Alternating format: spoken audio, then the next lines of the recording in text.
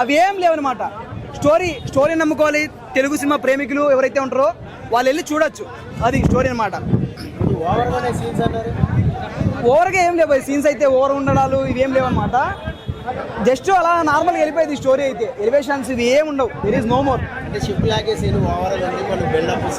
Ship లాగంటే ఇప్పుడు okay, ship లాగమంటే ఆయన లాగుతా ఉన్నాడు అంటే అది స్టోరీ బై వచ్చింది అనమాట. బ్యాక్గ్రౌండ్లో ఒక వాయిస్ ఓవర్ అయితే వస్తూ ఉంటుంది.